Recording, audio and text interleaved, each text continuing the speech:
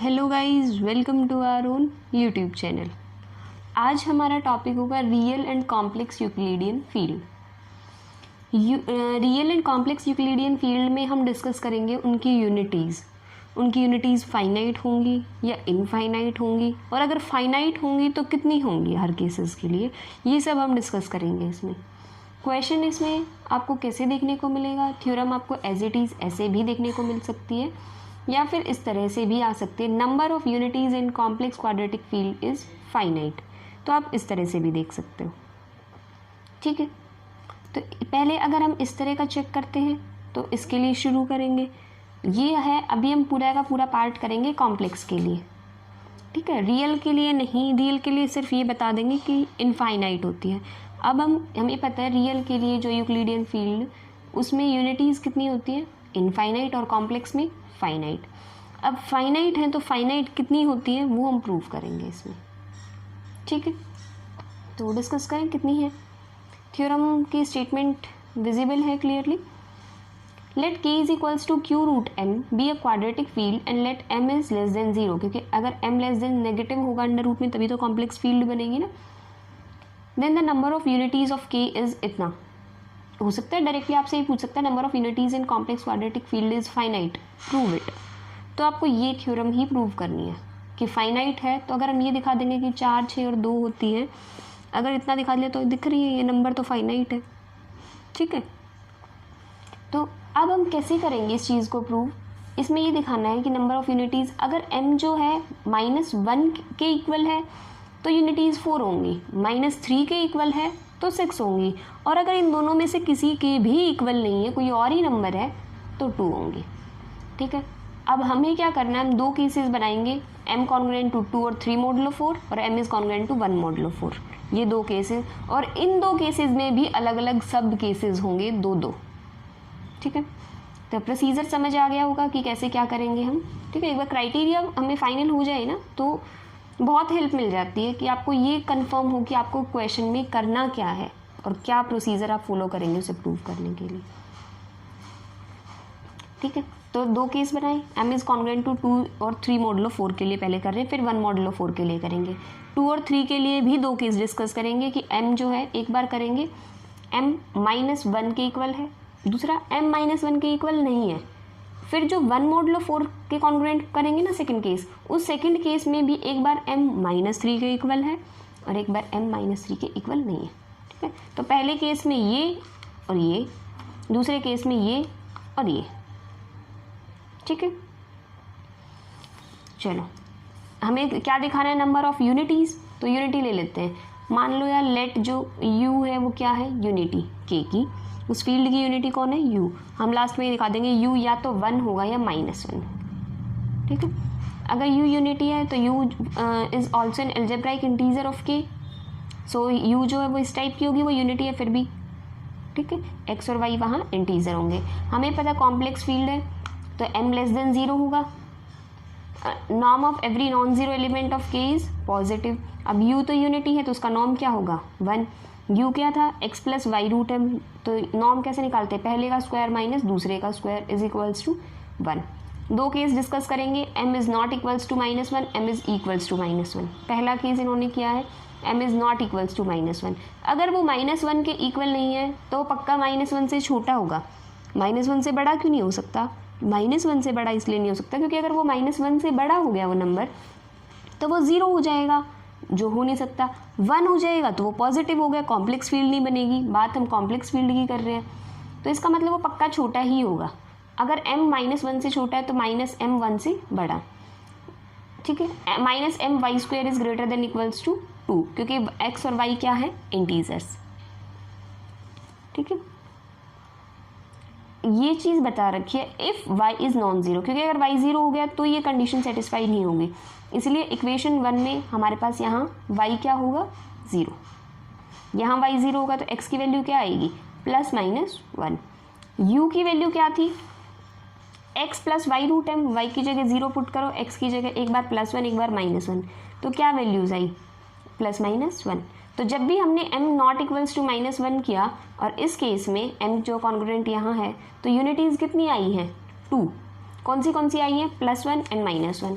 यही तो प्रूव करना था कि अगर m-1 के इक्वल नहीं है तो यूनिटीज़ कितनी होंगी, 2। ठीक है, अब हम केस लेके चलेंगे कि अगर m-1 के इक्वल है तो कॉन्ग्रुएंसी का वही केस चल रहा है, उसको मत आपको इसको बिल्कुल नहीं हिलाना है कि m जो कॉन्ग्रुएंट है 2 और 3 मॉडुलो 4 वो वही है, 1 के लिए अलग केस बनेंगे। तो let m is equals to -1। अगर m की वैल्यू -1 है तो वहाँ वैल्यू जहाँ नॉर्म निकाला था इक्वेशन 1 में m की वैल्यू -1 पुट करो तो ये इक्वेशन बन गई।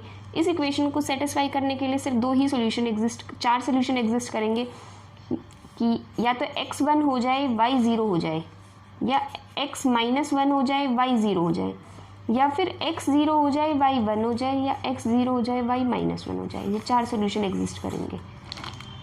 ठीक है, तो 4 सोल्यूशन है, 4 यूनिटीज़।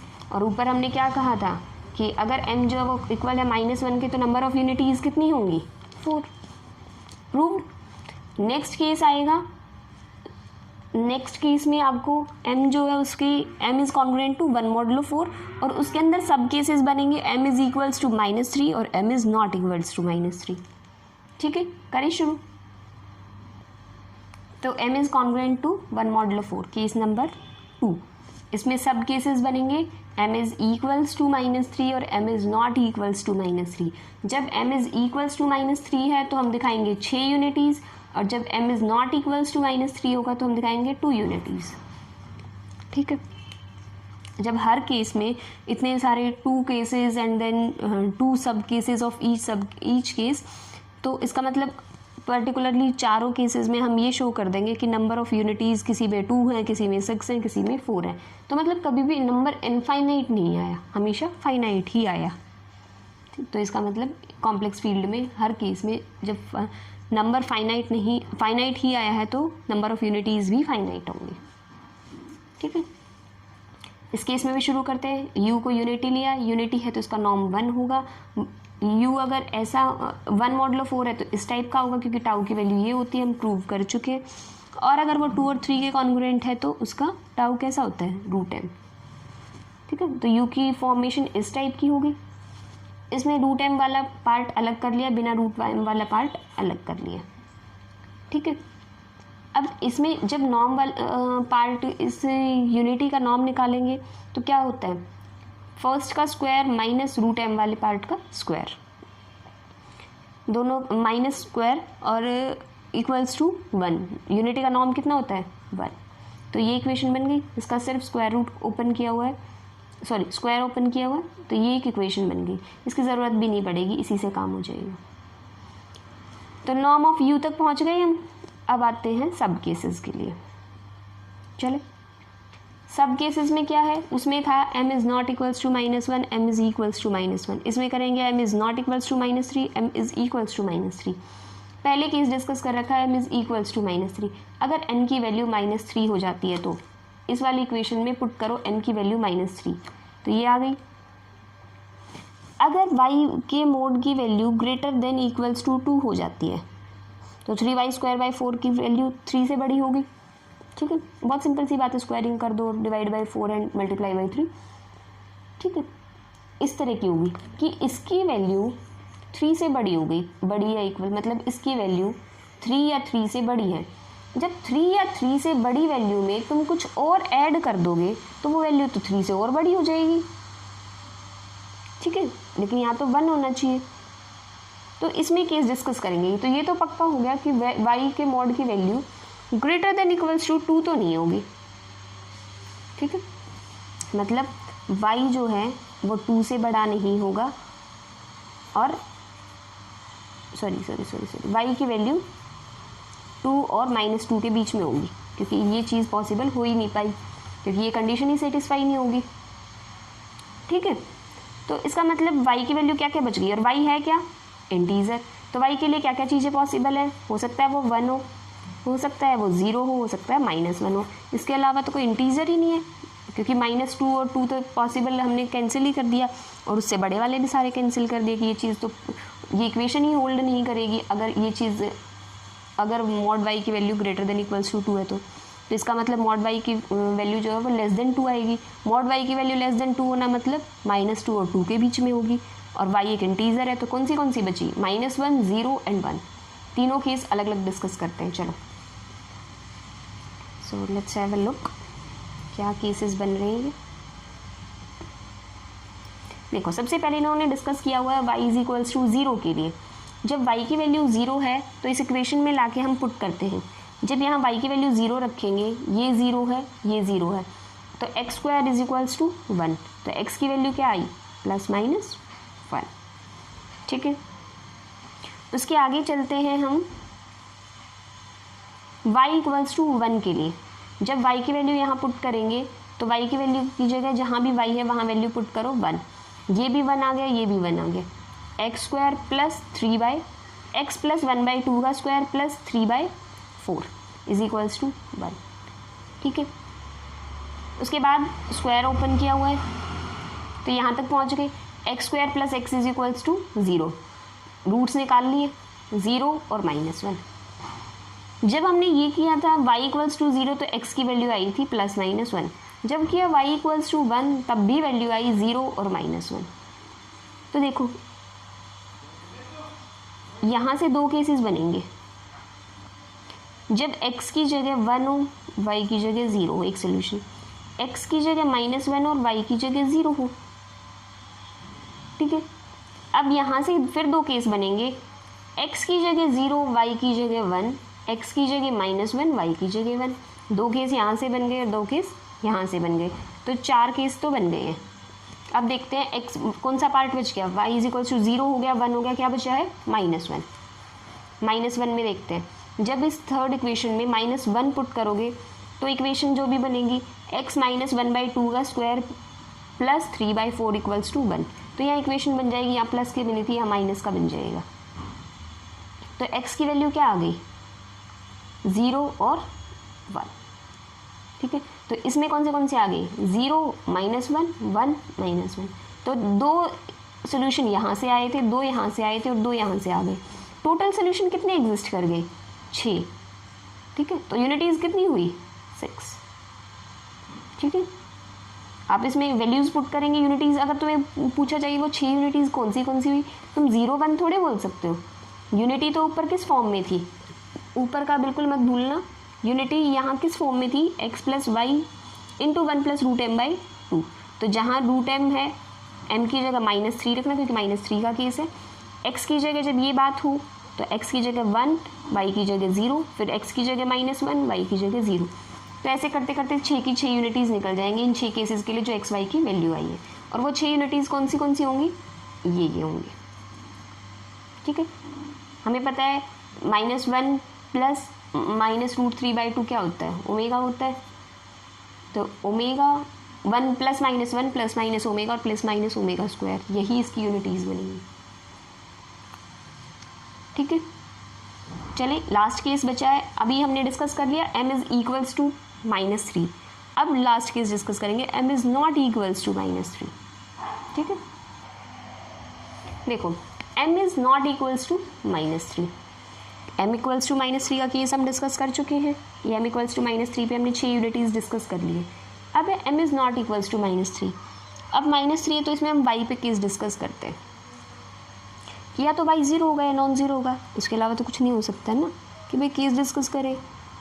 तो y या तो 0 या नॉन 0, हम ये दिखा देंगे y नॉन 0 नहीं है तो y को 0 होना पड़ेगा, क्योंकि अगर y नॉन 0 हो गया तो -my²/4 1 से बड़ा आ जाएगा, क्योंकि y जो नॉन 0 है तो y का स्क्वायर पक्का 0 से बड़ा आएगा, क्योंकि नेगेटिव नंबर हुआ तब भी वो 0 से तो बड़ा आएगा। तो मिनिमम इंटीजर है तो मिनिमम 1 तो आएगा ही आएगा। जब ये 1 है और -m/4 और ये एक पॉजिटिव नंबर है, ये एक पॉजिटिव नंबर है, तो वो 1 से बड़ा आ जाएगा। ठीक है, इसीलिए अगर ये चीज़ 1 से बड़ी आ गई, ये वाली, और हमें पता है पीछे इक्वेशन नंबर 3 में चेक कर लेना, एक का स्क्वायर प्लस एक टर्म इज इक्वल्स टू 1 है। जब ये जो सेकंड वाली टर्म है ये 1 से बड़ी है और उस 1 से बड़ी टर्म में तुम कुछ और भी ऐड कर रहे हो और फिर भी 1 आ रहा है, क्या ये पॉसिबल है कि 1 से बड़े नंबर में कुछ ना कुछ तुम ऐड करने के बाद भी 1 आए, और वो जो ऐड किया है वो नंबर वो नेगेटिव नहीं है पॉजिटिव ही, क्योंकि स्क्वायर जो है किसी भी नंबर का वो पॉजिटिव होता है। तो ये पॉसिबल ही नहीं है कि y नॉन 0 हो जाए, क्योंकि ये चीज़ मतलब कॉन्ट्राडिक्ट कर रही है हमारी इक्वेशन थर्ड को। तो इसका मतलब y को क्या होना पड़ेगा 0। फिर इक्वेशन में अपनी में चेक करोगे तो x² is equals to Y, जहाँ भी है वहाँ value x plus y by 2 करके था ना, तो जहाँ जहाँ y है वहाँ वहाँ 0 रखोगे तो x² equals to 1, x is equals to plus minus 1। तो 2 यूनिटीज़ आ गई, एक 1 और एक -1। अब हमने हर केस डिस्कस किया। हर केस डिस्कस करने के बाद हमने ये देख लिया कि हर केस में यूनिटीज़ आई है, बल्कि हमें ये भी पता है कि यूनिटीज़ कौन सी आई। जैसे जब हमने -1 का केस डिस्कस किया तो जब -1 के इक्वल था तो 4 यूनिटीज़ आई थी और वो ये थी, हमने पूरा सॉल्व किया है। जब -1 के इक्वल नहीं था तब हमने 2 की और वो यही आई थी। जब -3 का केस डिस्कस हुआ तो -3 के इक्वल थी तो 6 थी और वो यही आई थी। और जब -3 नॉट इक्वल टू का केस डिस्कस किया तो +-1 ही आई थी, अभी किया हमने। इन दोनों केसेस में सेम आई थी। ठीक है, अब हमें पता है ये आए हैं सारे की सारी कॉम्प्लेक्स क्वाड्रेटिक फील्ड के लिए कि अगर n की वैल्यू लेस देन 0 है तो, और अगर रियल है तो। अब ये काउंटेबल है, 4 है, 6 है, 2 है, तो ये नंबर ऑफ यूनिटीज़ क्वेश्चन इस तरह से भी आया हुआ है। Number of unities in a complex Euclidean field is finite, कि कॉम्प्लेक्स क्वाड्रेटिक फील्ड में आपकी नंबर ऑफ यूनिटीज़ कितनी होगी, फाइनाइट। तो आपको ये दिखानी है कि अगर आप ये दिखा दोगे कि ये नंबर 4, 6 और 2 है तो दिख रहा है क्लियरली कि ये फाइनाइट है, तो हम कह सकते हैं कि in all the cases the number of unities are finite. लेकिन अगर रियल क्वाड्रेटिक फील्ड है तो नंबर ऑफ यूनिटीज़ कितनी होंगी, इनफाइनाइट। ठीक है, जैसे number of unities in all complex quadratic field is finite इस रिमार्क में, और number of unities in each real quadratic field is infinite. ठीक है, अब आती है एक डेफिनेशन सिंपल क्वाड्रेटिक फील्ड के लिए। सिंपल क्वाड्रेटिक फील्ड कौन सी क्वाड्रेटिक फील्ड को कहते हैं? अगर तुम्हारे पास कोई भी क्वाड्रेटिक फील्ड है और तुम कह रहे हो कि वो क्वाड्रेटिक फील्ड सिंपल है, तो इसका मतलब क्या है कि वो कैसी है? इसका मतलब है कि अगर उस क्वाड्रेटिक फील्ड के हर अलजेब्राइक इंटीजर को हम product of prime element uniquely express कर पाएँ। ठीक है, ऑर्डर चेंज का कोई वो नहीं है, या फिर मल्टीप्लिकेशन बाय यूनिट्स, इसका कोई क्राइटेरिया नहीं है। लेकिन अगर तुम प्रोडक्ट ऑफ प्राइम एलिमेंट्स को की फॉर्म में लिख पाए हो और वो भी यूनिकली उसे एक्सप्रेस कर पाए हो